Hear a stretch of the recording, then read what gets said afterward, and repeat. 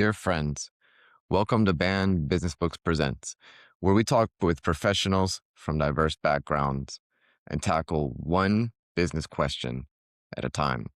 Today's question is, how do we create value at work? And our guest is Hussein Abdelhalim, who is a value creation director in the private equity sector. He explains the difference between strategy and value creation and the importance of doing strategy first to ensure team alignment. It's time to shut down your instant messenger. The information you're waiting for is right here. Hussein, good Hey, morning. Dave. Good How you morning. doing? How are you? Good, good. Thanks for joining Band Business Books Presents. I'm really excited to hear your story about value creation. Thanks So, for having me. oh, you're very welcome. You're very welcome. So, what I'm really curious, Hussein, tell me. Most people, when they start thinking about their careers and maybe in university or before, they never really think perhaps that they're going to become a value creation director. So, speaking to somebody who is one, like to understand, how did you find yourself in this role? How did you get into the world of value creation? Yeah, and look, I was right there with you. I didn't think that was a role. I didn't plan this path out exactly the way it's worked out. But I'm grateful that I am where I am today. Um, in school, I was good at math and science, and so Yeah. I said, "Hey, I'm gonna study engineering." My dad was an electrical engineer, and I said, I'm gonna do electrical engineering." So I studied electrical engineering. I did a minor in business, um, and did a couple of engineering internships. And while I love the problem solving aspects, in those internships, I felt like it was a little bit siloed, and I didn't have a sense of the big picture. I was working on designing a subsystem of a subsystem, Right. and couldn't put it all together of how it fits in the bigger picture. And So, so, so my what did, if I interrupt you there, so what did engineering teach you that later on helped you parlay into something else? What did you learn from engineering though? Because it sounds like you veered away from engineering. Is that right? Yeah, I veered away from it, from the technical side, but to your point, it taught me a ton just about problem solving, about how to be rigorous, how to be analytical, how to be thorough.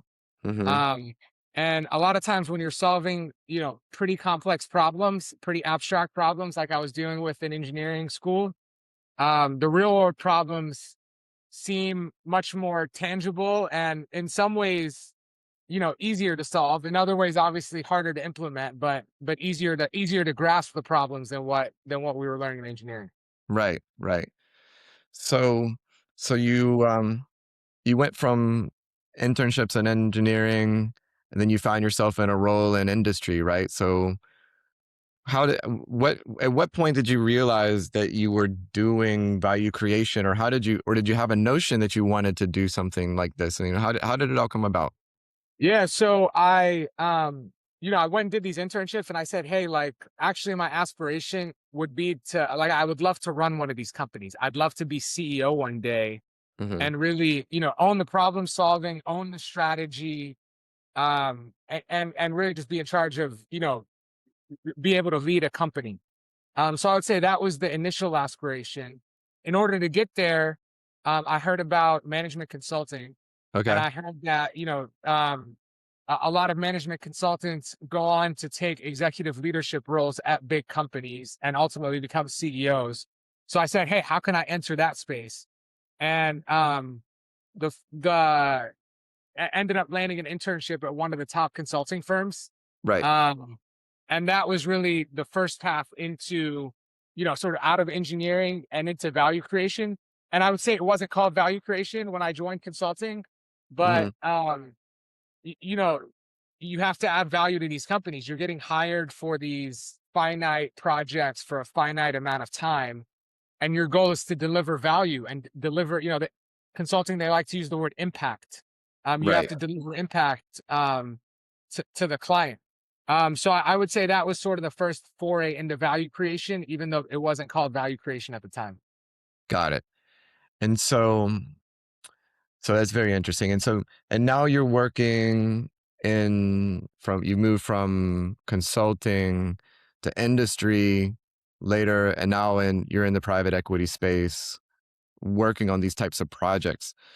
So I'm curious to know that really my objective with Band Business Books Presents Value Creation series is to understand, like, what is it? So Yeah. we hear this phrase tossed around. Some people have it in their job titles. Other people think that as part of their functions. You and I have talked about the difference between, say, strategy and value creation. But if we're just focusing on the term value creation, what is it for you? What does it mean? Yeah. So value creation for me, it is about improving the performance and organizational health of a company. And so performance is measured in, growing top line revenue, um, being able to improve gross margins, being Right. able to control costs, and ultimately improve EBITDA or profit, for a company. That's on the performance side. Organizational health is all about team effectiveness and capability building. Is the leadership team working in cohesion? Is the communication across the organization strong and not siloed? And so for me, when I think about value creation, it's really optimizing those two things. Okay. So it sounds to me like it's a bit what's truly measurable. So you have to first be able to measure to improve, but there's also another side of it, which is organizational health, which is something totally different. Is it harder to measure organizational health than it is performance? In some ways, but I think there's now all of these organizational health surveys that are available. Hmm. And so what you can do is you can come in and you baseline. You roll the survey out to all employees, you get the results, and now you have a quantitative baseline, and then you do these surveys every 6 months, um, or every year, and you can sort of see how you're comparing against the baseline.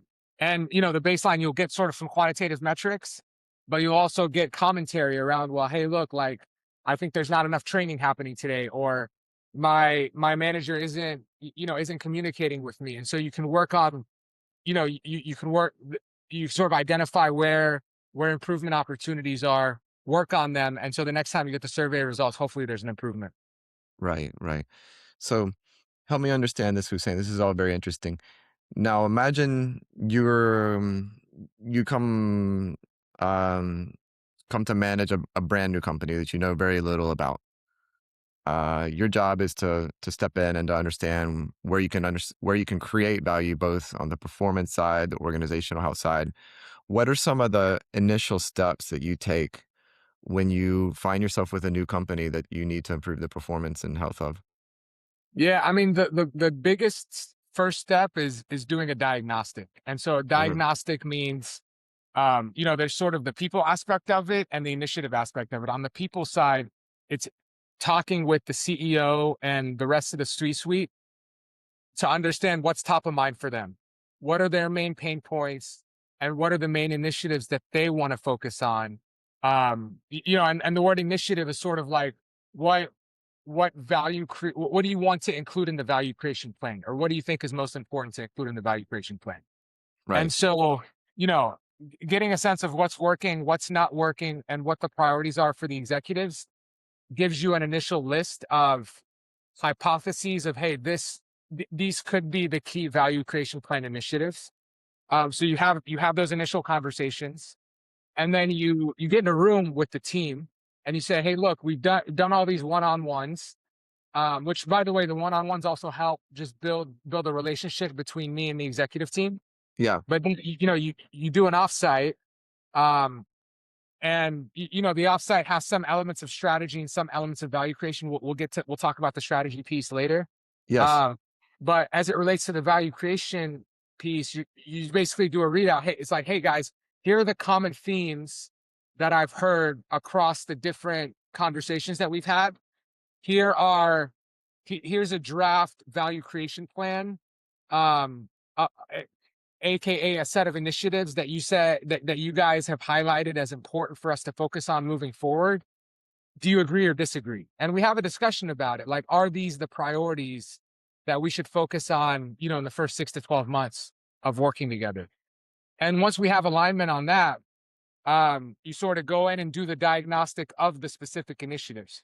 So you Right. may have an initiative that says, hey, I want to, you want to grow revenue by 10% year over year. Well, Hmm. step one is, okay, I need to know what the revenue is today. I need to break it down by division. I need to understand, where we've had revenue growth in the past versus where we haven't. And Right. so you sort of do a deep dive on each initiative to understand where we are today and set realistic goals and expectations of where where we want to be in the future.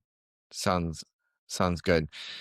So we we mentioned already the difference between, well, first of all, you and I spoke about this, but I didn't really think there was a big difference between value creation and strategy, but you corrected me. So a lot of people probably would like to hear what that means to you. So is there is it something different when people throw around the word strategy, which often happens? I mean, they mean a lot of different things. And so it's possible that value creation could be a strategy, but is that even true? What do you think about that? Is there a difference between the two? Yeah, I think there's a difference. You sort of have you have a strategy and you have a value creation plan. And the way I like to think about it is the strategy is the upfront work that companies should do to identify, their mission, their vision, their values. Like what end markets do they want to focus on? What customer segments do they want to focus on? And just as importantly as what do you want to focus on, you need to also be very clear about what you don't want to focus on. Right. A company can't be everything to everyone. As an example, like, you want to start a business, a very simple example, you want to start a business. Do you want to focus on a commercial or do you want to focus on residential? And so those decisions are really important to get up front and make sure the entire team is aligned because the value creation plan, which comes later, needs to tie to the strategy and um, the initiatives need to tie to the strategy. Right. But if you build a value creation plan before you have a strategy, you can create silos in an organization.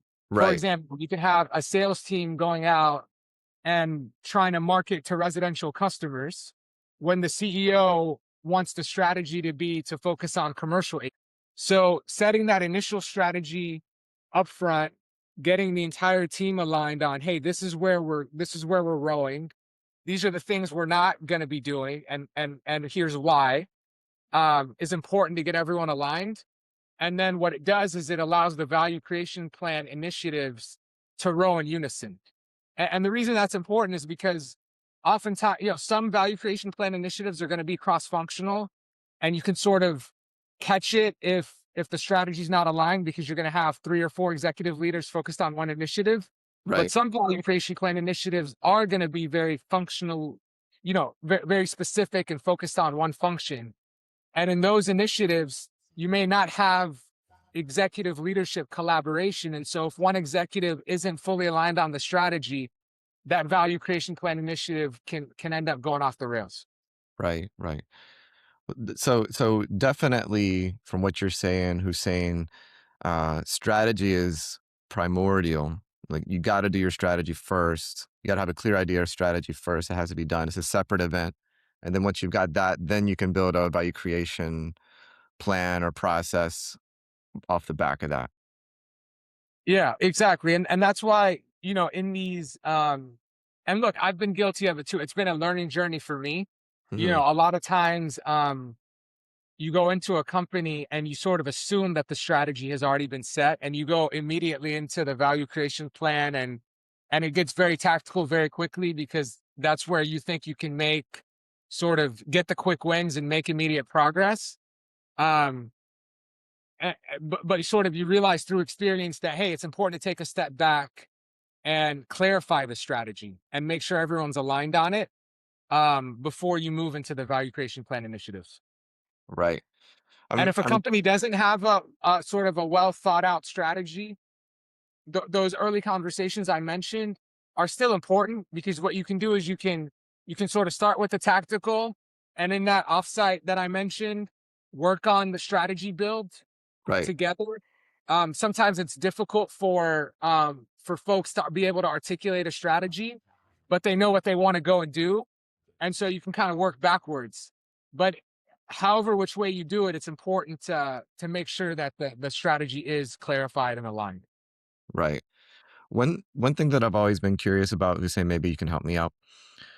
If from and I've heard, for example, within private equity, there's at least two major strategies. This is thinking about targets. So um, there's either you're looking to piece together companies and package them and sell them after they've gone through the value creation process, or you're looking for companies that are sort of like in trouble can be fixed.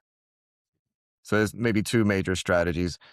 What how do you see the how do you see the role in private equity of finding the right target? That's what it is.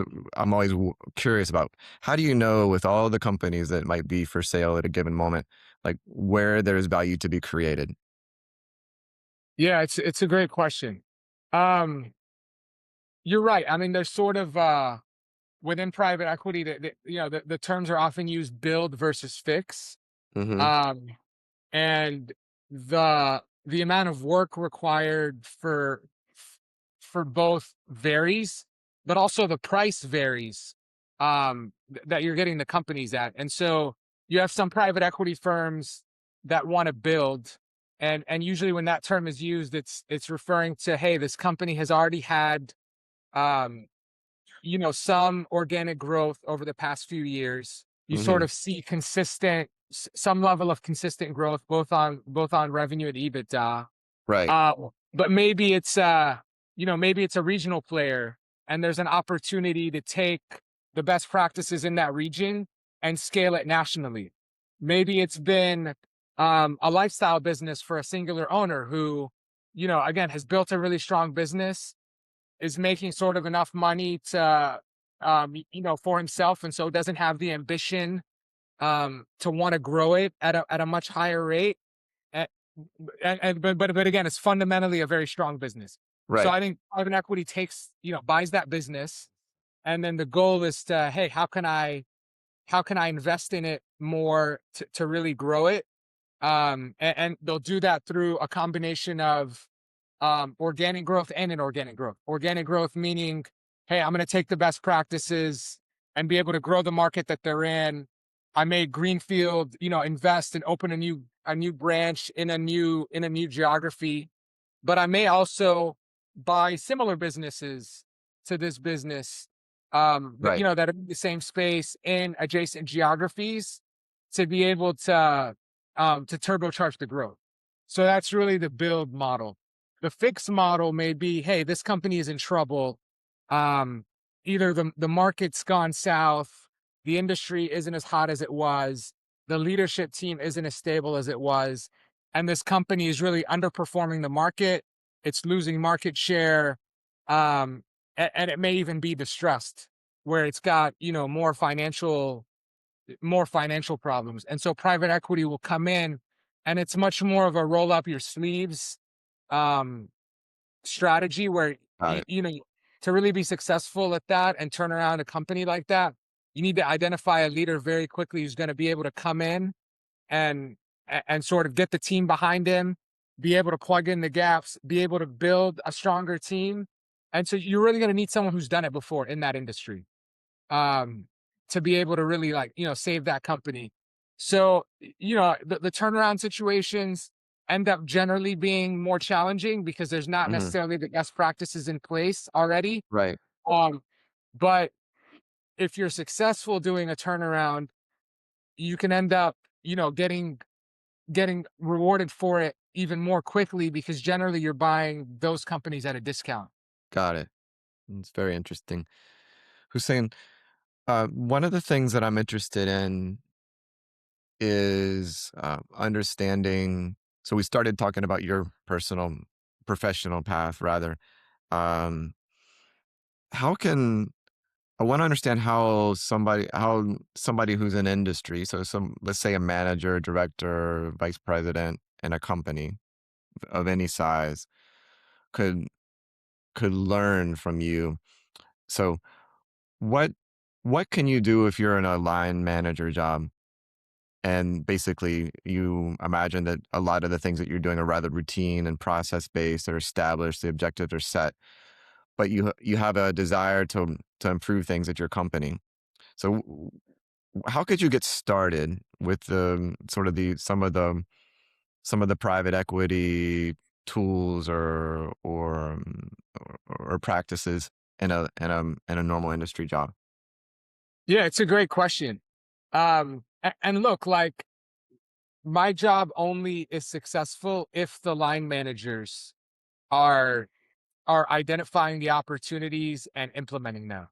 Um, and so it's actually very, very closely tied. But the advice I would give is, look, you guys, you as the line manager are in the factory, in the plant, working with your guys day in and day out, much more than the executive team is. And so it's really incumbent upon you, um, to identify the opportunities, Right. implement the ones that are directly in your that you sort of can implement directly on your own or with your team, and then the opportunities that you see for the company more broadly, either because you know, you're the one hearing them from your team, you're the one interacting with the customer, you should bubble those up to management and really pound the table for them of like, hey guys, like these are real opportunities that will either improve the performance of our company or improve the organizational health of our company. And so you know, bubbling those up is critical Yeah. because again, as executive leaders, we're often one or two or three steps removed from the field and from the end customer. And so we're really relying on the line manager, um, to let us know what's working, what's not working, what the opportunities are. Got So, it. I think line managers should feel empowered again to implement the things that are in their control, and then empowered to speak up, and for the things that are sort of call it above their pay grade, to still, because it shows that you really take ownership and pride of of the workplace. Yeah. And oftentimes you have people, again, it's easy to complain in a survey, and it's Mhm. easy to say, hey, like this isn't working or that isn't working. But if you flip the narrative just a little bit from, hey, from a like a sending in a complaint to, hey, look, this is a problem and here's a potential solution to address it. It sort of, that mindset shift goes a long way. And also it'll get you sort of as a line manager recognized, and eventually promoted to higher levels in the organization. That's really great advice, Hussein. What I hear coming through clearly is this idea of radical responsibility for what you see, from what you control, and a lot of and I also hear sort of like take pride in what you do and make sure that you're an advocate for making change, for the change that you see, because not everybody can see that. So that's really clear. Um, one thing I'd like to ask you about, and we haven't talked about this too much, but I hear it coming through. So I figure I'd see what your thoughts are, Hussein. When you're talking about performance versus organizational health, one of the themes that I've written about that I think that comes to mind is this idea behind talent and process. So I heard once a recruiter talk about there's either a talent based company or there's a process based company, and like some of the great talent companies, might be like PepsiCo or Unilever, whereas some of the process based companies are more like the Procter and Gambles and the Walmarts. So do you see do you see elements of that in what you do, or do you and so first of all, do you see that in the private equity world? And secondly, do you think that one of them takes precedence over the other, or is there some need to strike a balance? Yeah, again, great question. I think you've got to strike a balance, and I'll give a couple of examples. I think, you need strong talent to get things done. But if everything ends up in those leaders' brains and is not written down, the process isn't standardized over time. If that leader leaves, the knowledge leaves with them. And so I would say a strong leader needs to be able to also drive process and make sure that um, if they're removed from the business or they're on vacation, or they're busy working on something else, that the rest of the team knows how to operate as effectively as if they were there. Right. Um, and then the other piece I would highlight is, this concept, which I think kind of relates to your question, i- intuition versus versus sort of analytical rigor. And Mm-hmm. again, I think that needs to be balanced. It's easy, if someone's been in the industry for 20 or 30 or 40 years, they have a strong intuition about what works and what doesn't. Yes. And oftentimes, um, can can or will make decisions without looking at the data. And it can be a dangerous game at times because trends change. What didn't work 10 years ago may work now. Um, their assumptions behind what the data is or what the data is telling you may be outdated as things have changed. And so it's important again to strike that balance. Like, you know, you may you may be right 80% of the time Mm. by using your intuition. But that 20% of the time may still kill the business. And even if you're right 80% of the time, you sort of need to lead by example and show people that you're taking the data seriously, because the up and comers in your business may not have that intuition. And if they see you just making decisions without using the data, they may start doing that. And it's going to hurt the overall, performance of the company in the long run. That's a really good point, Hussein. I like that. It sounds to me like you really take a long view there of business results when you say things Yeah, like that. and that's sort of, I think, a lot of my value add when I go into a company is, I don't have the 20 or 30 years of experience. And so I come in with zero bias, and I come in very data driven. Like, okay, I want to interview people and I want to hear what they have to say, but I also want to look at the data and look at the trends and really marry those two things together. And 10 out of 10 times you find um hypotheses or assumptions that are in someone's mind that isn't fully aligned with what the data is telling you. And then it's a process of, influence, you sort of using the data to have a conversation to help influence the leader to be able to, uncover or change those biases. Right. Right. Right. Right. Right. That's fascinating. Sometimes, sometimes uh, to me, there's a big difference between data and facts. Now that we're kind of on this topic, like a fact is something but there's not always data that supports it.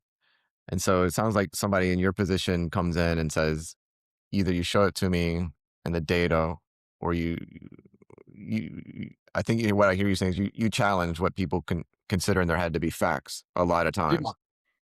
Yeah. And I think it's important also, as you're going down the value creation journey, is to recognize that there's not always like a very clear right or wrong answer, Mm, or there's not a clear right or wrong approach. There are decisions made, and each decision has a trade-off, and there are pros and cons for each decision. And none of us can predict the future, but what we can do is we can make calculated decisions and take calculated risks, um, and try to use assumptions that make the most sense based on the knowledge, based on the data, and the data available at the time, and the knowledge that we have at the time. yeah, And so again, I think it's important to frame it that way as you're having these conversations with the executives. It's not like, hey, you're wrong, I'm right, or you're right and I'm wrong. It's like, no, look, like, we all of these decisions have trade-offs, and we just need to be eyes wide open that we're making these trade-offs consciously, and and sort of align on that and live with it if it doesn't go our way. right, right. Well, Hussein, I think that's a good note to end our conversation on. Super, super insights. So I want to say thank you again for spending some time with us. Very, very interesting conversation about value creation. I think that we've got a perspective straight from the mind of somebody that does this day in and day out, and I'm sure that the people listening to this will find it very valuable. So I No, thank appreciate you, your Dave. time. Thanks for having me. You're welcome.